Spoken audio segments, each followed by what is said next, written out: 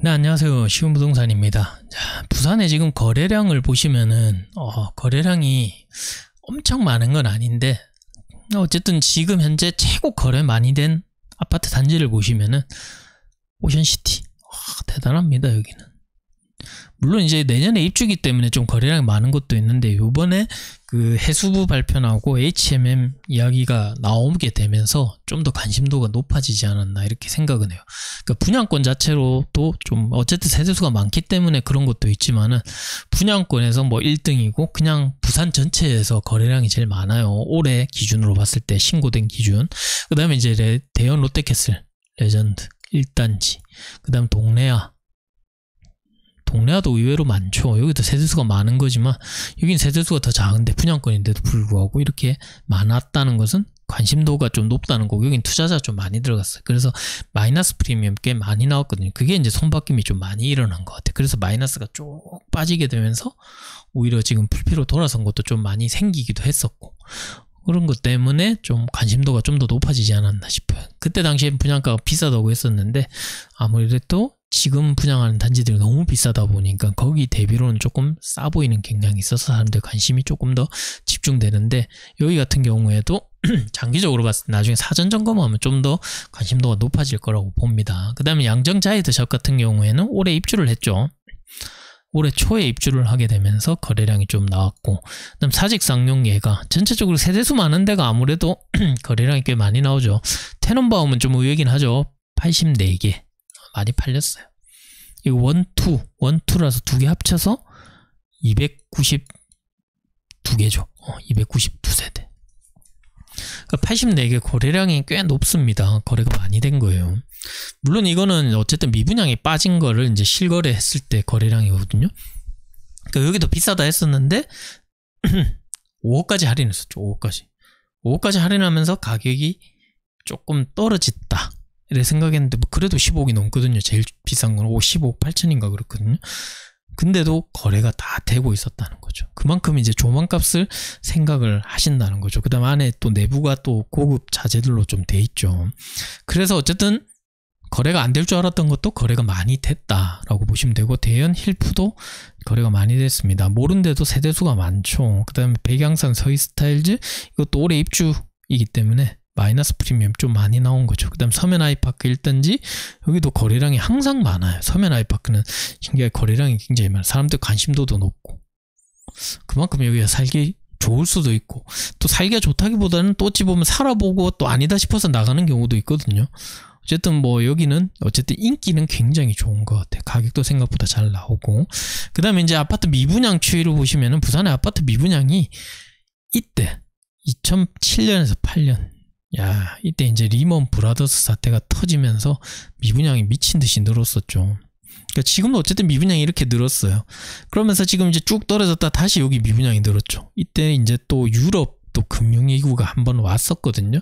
그러면서 여기서 이제 이 리먼 브라더스 사태 터지면서 이제 여기서 혜택이 나왔어요. 미분양 그 혜택이 나왔었거든요. 양도세 감면이라든지, 그 다음에 미분양 주택을 사면은 도장 찍히면 주택수에 또 안 잡히고 뭐 이런 혜택들이 나왔어요. 그래서 미분양이 쭉 줄었죠. 그 다음에 여기서 또 다시 미분양 확 늘었잖아요. 그럼 여기서 또 다시 한 번 더 줬어요. 이때 2012년에서 13년 사이에 이제 뭐 분양한 아파트들은 또 미분양을 잡으면은 이것도 양도세 감면 5년 100% 감면해줬어요. 이건 비과세는 아니고 감면입니다. 감면 같은 경우에는 100%인데 감면된 금액의 20%를 농특세를 내거든요. 그럼 양도세가 만약에 뭐 1000만 원이 나왔다. 그럼 200만 원을 농특세로 세금을 냅니다. 100% 감면이라도. 어쨌든 그런 식으로 어쨌든 감면이었어요. 비과세가 아니라. 근데 그동안 주택수에 안 잡혔어요. 5년 동안 주택수에 안 잡히기 때문에 그때 미분양이 쫙 빠졌죠. 이때 저도 막 샀었거든요. 그러면서 여기 이제 쭉 빠져 있다가 다시 2018년에 쭉 올라가죠. 이때 그 2017년에 문재인 정부 들어와서 그 부동산 7위 대책이었죠. 8위 대책이었나? 8위 대책인가? 그럴 거예요. 하여튼간에 8위 대책인가 나오고 난 다음에 그때 부산의 미분양이 쫙 깔리기 시작했거든요. 그때 이 정점을 찍었을 그 시즌에 그때는 진짜 막 좋은 것들도 미분양 진짜 많았어요. 지금 막 날아다니는 애들도 다 미분양이었어요. 물론 아닌 데도 있었죠. 근데 피를 엄청나게 조금만 주면 다 살 수 있었어요. 지금 이제 막 잘 나가는 뭐 그 롯데캐슬 스타 이런 것도 뭐 좋은 게 피가 5,000 이래밖에 안 했거든요. 2,000, 3,000이면 충분히 샀었어요. 그 다음에 진짜 싼 거는 뭐 1,000대도 있고 광안자에도 막 미분양이었고, 물론 금방 나가긴 했지만 뭐 에일리넷들도 미분양이 엄청 오래 갔었고, 진짜 미분양 막 완전 천지백갈이었거든요. 그냥 아무거나 막 주워도 됐었어요. 근데 그때 조정지역이 걸려 있었기 때문에 죽기가 되게 부담스러웠거든요. 그래서 어쨌든 거래가 안 됐었는데, 그게 2019년 중순쯤 됐을 때 그때 막 서울에서 내려와서 분양권 일단 대구랑 막 내려와서 싹 쓸어갔거든요. 그러면서 쭉 빠졌어요. 그러다가 빠지는 와중에 조정 대상 지역이 풀리기 시작한 거예요. 기억이 뭐 언젠지 정확하게 11월이었던가? 뭐 그때 이제 확 풀렸거든. 해수동이 풀려버렸거든요. 그러면서 집값이 확 뛰기 시작했고, 어쨌든 미분양은 그 풀릴 걸 예상하고 미리 내려온 사람들이 막 사면서 쭉 빠졌거든요. 그러니까 결국에는 여기서 이제 막 대책들이 막 나오면서 결국엔 미분양이 쭉쭉쭉쭉 빠졌거든요. 근데 이제 분위기 안 좋아지면서 다시 미분양 막 쌓이기 시작했죠. 이제 또 대책이 나오면서 이렇게 쭉 떨어져야 되는데 아직 대책이 안 나오고 있으니까 미분양이 계속 적체되는 상황입니다. 근데 지금 위험한 거는 어찌 보면은 그냥 이제 선분양에 대한 미분양이 아니라 악성 미분양이거든요. 중공업 미분양이 지금 계속 엄청나게 올라가고 있어. 그러니까 여기에 대한 대책이 한 번, 두 번인가 나왔었죠. 근데 너무 쓰잘데기 없는 게 나와서 필요도 없는 게 나와버렸어요. 근데 진짜 쓸만한 대책이 다시 나와야 되는데 아직까지는 크게 나오고 있는 상황은 아니에요. 그래서 뭐 미분양을 중공업 미분양이나 그냥 미분양 주택을 사게 될 경우에 뭐 양도세 감면 100%의 주택수 안 들어간다든지 이게 이제 거의 최강이고, 그 다음에 뭐 취득세 지방의 감면이라든지 뭐 이렇게 나와야 되는데, 오히려 수도권에 지금 대출 규제가 확 들어가게 되면서 수도권이 사람들이 안 사잖아요. 안 사는데 지방까지 여파가 왔어요. 그러니까 부산이 이제 올라갈랑말랑 할 때쯤 6월 27일이었죠.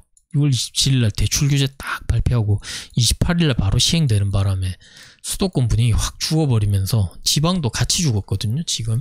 그러니까 이게 살아나려면 무슨 대책이 나와야 돼요. 부동산 대책이 나와야 되는데 지금 현재로서는 아직 뭐 크게 나오고 있는 상황은 아닙니다. 그러니까 확실하게 지금 미분양을 줄일 수 있는 대책이 먼저 나와야 되는데 아직까지는 뭐 없네요. 제가 이제는 나올 때가 좀 되지 않았나 이렇게 생각은 하는데 언제쯤 나오게 될까요? 어쨌든 나와야지 이 미분양이 줄면서 또 다시 그래프가 이렇게 되겠죠. 그러다가 또 다시 어떤 사유에 의해서 또 미분양이 확 늘어나는 그런 상황이 또 생기고 계속 이걸 지금 반복하고 있는 상황이라고 보시면 됩니다. 아파트도 결국엔 사이클 타듯이 여기도 마찬가지로 미분양도 사이클을 타는 거죠. 너무 많이 늘어나게 되면 정책으로 그 미분양을 뺄 수 있게 만들어줘야 되는 거죠. 그럼 결국에는 다주택자한테 도움을 청할 수밖에 없는 거예요. 돈 있는 사람들한테, 집을 사는 사람들한테.